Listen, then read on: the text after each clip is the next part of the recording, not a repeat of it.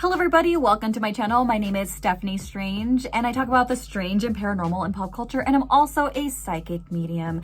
Now today we'll be talking about Insidious, the Red Door, and a couple of other things. So I went to a private screening and there's a psychic medium there who did readings before the movie began. Now he did readings where he would pick out people in the crowd and give them a message. So we're gonna talk about that. We're gonna talk about consensual readings. We're gonna talk about the film and my thoughts on it. And we're gonna read reviews from IMDB and come up with a conclusion for you if you wanna see it, or if you love the film, let me know as well. So let's get on with today's stuff. One thing I will say is I am very guilty as charged. I've not seen like the latest up until this new release film. And I did get to see the first film. I got invited to the Hollywood Forever Cemetery back in October for the Peacock like spooky streaming service that they had going on, or like a kickoff. And so I got invited to the VIP screening for Insidious, the Red Door. And me and my friend Sapphire went, and we're both, if you don't know, Sapphire is a content creator herself. She's a podcaster, YouTuber, animator. She also has her Patreon where she teaches people, or she helps people and guide them through their psychic medium side. I got to sit down on one of her Zoom online stuff, so you should check out her stuff if you haven't. I'm sure you probably know about her stuff. Like, how can you not? And so anyway, we went and we took some pictures and we got to see this guy in action. And so what he was doing is that he was reading people in the crowd. And what I mean by that is, like, he was in the very front of the stage, as you can see, and he was just like gravitating towards people where he felt that there was a message that they wanted to receive. Now, I don't know about you guys, and I don't know if anyone is watching that is part of my psychic development circles, who has watched any of my previous stuff, but I always talk about consent. And I think this is a very interesting topic to dive into this. But one thing I will say is I never read without consent. I know some people can, and I think that I think there's always going to be a very polarizing thing. I wouldn't do it. I like to ask people consent first. So like if it was me in the crowd, I would say, hey, John Doe, can I come? Do you have a message for you? Is it okay if I come to you? And they can say yes or no, right? But I think, a lot of these mediums, and historically speaking, in mainstream media, in movies, in shows, in reality TV stuff, they do read people without consent necessarily. They give messages and relay messages. Now, let's watch a couple of clips of this. Not to say that he's wrong, because I think everyone, again, has their own ethics on it. And I think it's always, that's a whole thing with the psychic medium side and paranormal stuff. It's all just opinions and bias of what we experience or what we grew up with, or a religion or a spiritual practice. And so there's definitely like no hate whatsoever. I think that whatever you believe in, that's great. I will always preach first, like what I believe in and why I believe in that. And I'm sure you're wondering, well, Stephanie, wait a minute. I know we're getting off tangent here, but like, can we backpedal a little bit? Why don't you read people without consent? Well, the thing is that I've seen time and time again where maybe the person isn't ready for that message, or maybe they have a full out panic or anxiety attack in public, and you just don't want to create those things. Let's watch a couple of clips so you guys can see what he picked up on, because it was pretty interesting. So let me show you a quick little clip of it that I think is interesting. Okay, would you consider him as a father figure then? Like, not grandfather, but like, say, an uncle figure? An uncle. Okay, I need to recognize here, there has to be something parallel with this gentleman. Was it Junior? Okay, or Daniel. Daniel. There has to be then also a COVID-related situation. Shut up, I'm gonna cry. Yeah? Shut up. Okay, so and here's the thing, guys, I don't know none of them at all whatsoever, so here's the thing. I want to make sure that, this gentleman comes through. So that was one clip. So I know that he was reading another person, but this one was one that was like, oh my God, she is like kind of freaking out. But I think overall she received the message very well. She was poor thing was crying. I I mean, I think overall she handled it very well, but that's kind of like why I do get a little bit nervous sometimes when I read people in public. Not a bad thing. It's definitely, like I said, I think she handled it very well, and I think she received it well, but she was like in shock. Like, I think most people would, right? I think some people are like, shut up, like they can't believe it, but they're excited. I kind of feel like that was also, I mean, if I could look at it both sides, I think that was also a reaction of it. This other one. Another person that like was behind me. So my friend Sapphire was like, oh my god, hopefully he picks one of us. He picks me, he picks me, he picks me. And we thought he was gonna pick one of us, and then it was like directly right behind me. So in this shot, you're gonna see like a little bit different. We're gonna see a little bit different, you know what I mean? Keep this energy going. There's also a reference that we need to identify here, if I'm not mistaken, but are you going to like say, the Midwest? Are you flying to the Midwest, or did you come back to the Midwest? My family lives in... Okay, you know what's funny is that because she's directly behind me, I thought it was me, because so I have my mom's side of the family lives like in the Midwest, and I grew up in the Midwest in like the portion of like my adolescence and my like when I was a kid. So like I always had this duality between LA and the Midwest. So I was like, wait a minute, is he picking up something? Because like she was kind of like not sure if that fit.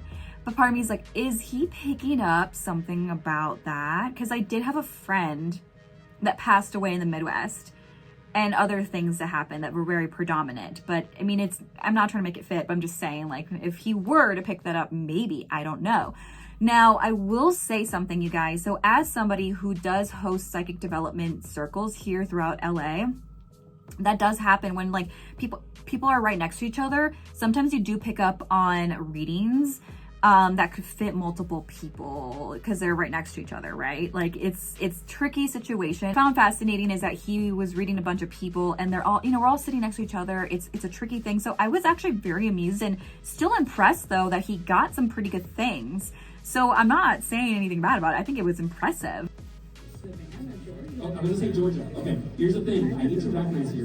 So there's something about this we need to identify is your family roots is what we need to bring up here. So I don't know if you are going through like family ancestry, DNA, 23andMe, something like that. But there's something about retracing family history. Does that make sense? Yeah. Okay, so what I do need to bring up here, there's an interesting reference here.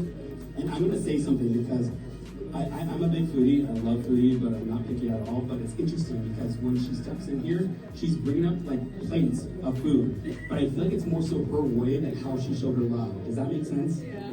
What she wants to tell you is that you will never be able to cook like her. So I just feel like there's Hey, that resonates. that she wants to identify that no matter how much work you do. So I'm gonna stop the video here because that's a couple things just to kind of see the things that he was picking up that I thought was really cool. You know, I mean, I didn't pick up my phone fast enough because I was like in that moment, of course.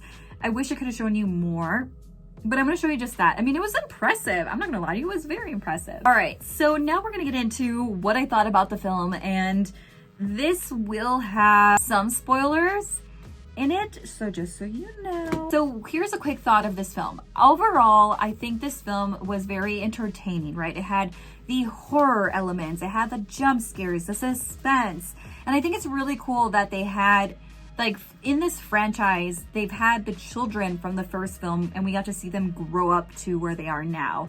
I think that is very fascinating. And as you can see, like I don't know if you noticed this, you guys, but in my footage when I was showing like AJ reading people, there was like one of the actors. I didn't notice that. I'm just like, what the heck stuff. Anyway, I love seeing that continuity of that, like with casting. Now, the other hand though, I think that overall, like with this film, and at least like in this particular film, The Red Door, I think that the paranormal elements, of course, are a little bit tad bit over exaggerative. I think I want to say that in this film, while it was entertaining, while it did have the paranormal elements, it, like, the burst of energy and the parts where the characters got hurt or they felt trapped, I think obviously that's over exaggerative. Now, does it mean that it doesn't happen? Of course it happens. Now, that's like my quick little like summary of what it is. What I also want to do as well is read the reviews of this film. So here's a couple of stuff, and these are where the spoilers are coming from. And I'm going to share it on this side of the screen, what they're saying. So all these reviews are from IMDB. Okay, so this is what it says. It's a great addition to the franchise. Insidious is one of my favorite movies. I thought 2 was okay, but wasn't a fan of the others. This movie has the same feel as 1 and 2, but it's also enjoyable and different. The jump scares and the buildup are fun, don't feel redone, and are still able to strike the same chord as the previous movies. The story itself was good, perfect way to continue the family storyline and build upon the characters. However, there are some limitations. I can't tell if I feel that way because I'm such a diehard fan and horror nerd, or there are actual issues that take away from the movie. I feel like the third act has a lot of material that was left on the cutting room floor. The scenes in the further felt rushed, considering its importance to the story and the general piece of the movie. Regardless, I will watch it again, and I'd be excited for anything related to the franchise further, especially if Wilson or Wan are directing. This movie fits well with the others, or could be a great standalone movie to horror fans. Don't nerd out and just enjoy it. Okay, I 1000% agree with this. Now, they rated this a 7 out of 10, and like I was saying earlier, I don't think you have to watch any of like the previous, after 1 and 2 to kind of understand what's happening in this most recent film, but I still enjoyed it very much, very much.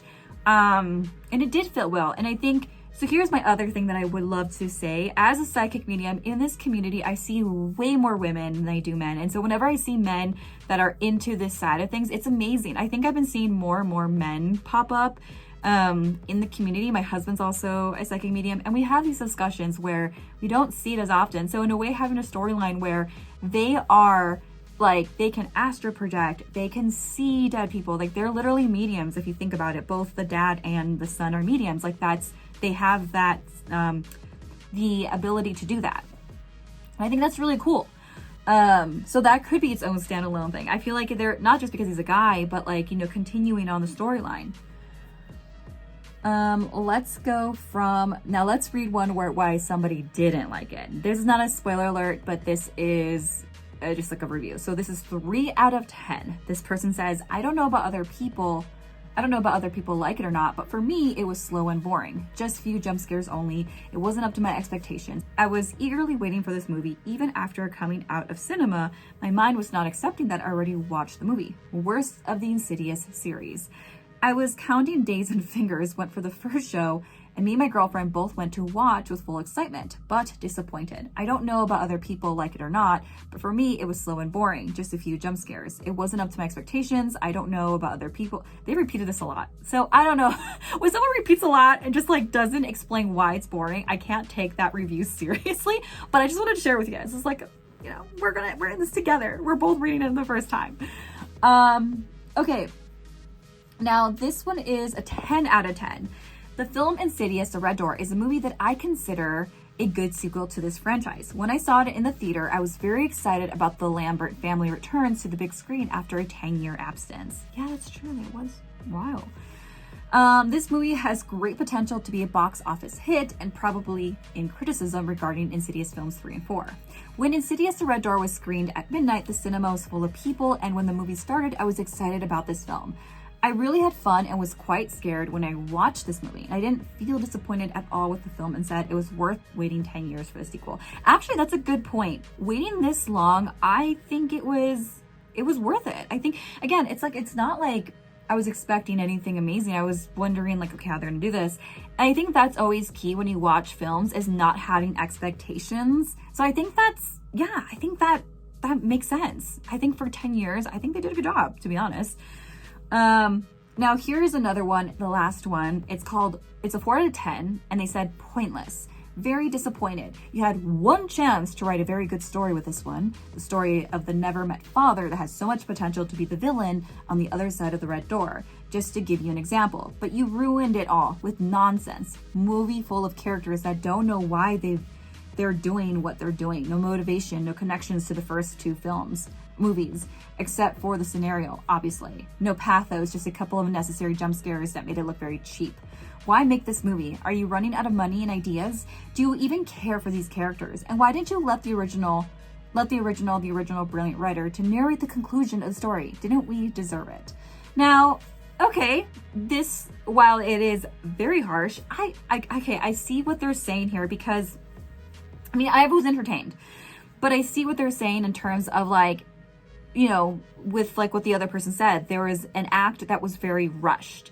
But that it would make sense that like for all the films that were there, these characters would want to dive deep into like why they experienced this. But they kind of made a point within the film, and again, this is all a spoiler, that the son, he had his memories erased, and therefore he didn't really care to look at it. And the way I saw it is that the father had trauma, and like I think in general, like when you are, you know, divorced and you're going through these life as a divorcee, and your children are growing up, and one of your kids don't remember these things, what else is there really to do? Especially like when it's something that I think they both had their memories erased. So to some capacity, now that I'm like getting my mind going. So in a way, it makes sense that they wouldn't dive deep into that. But who knows, right? I mean, I can see where they're going with this, but also I think it was a good touch to the characters learning that their memories were erased and then going back into like what the heck just happened. So yeah, I think overall these are the reviews that I'm seeing and what I thought of it in a nutshell, and how the screening went. If you guys have any recommendations or any comments or thoughts on this film, please let me know down below, and make sure that you hit subscribe and follow me for all other videos. I really appreciate you guys being on this journey with me as I continue to grow my YouTube channel. I am so excited to continue making these videos because I want to share more with you guys, and I can't simply just do that in a 1 or 2 minute video. And these are for you guys that want to hang out with me and like hang out with me in a longer video and you know, just have a conversation going. I love hearing from you guys. So remember, stay strange.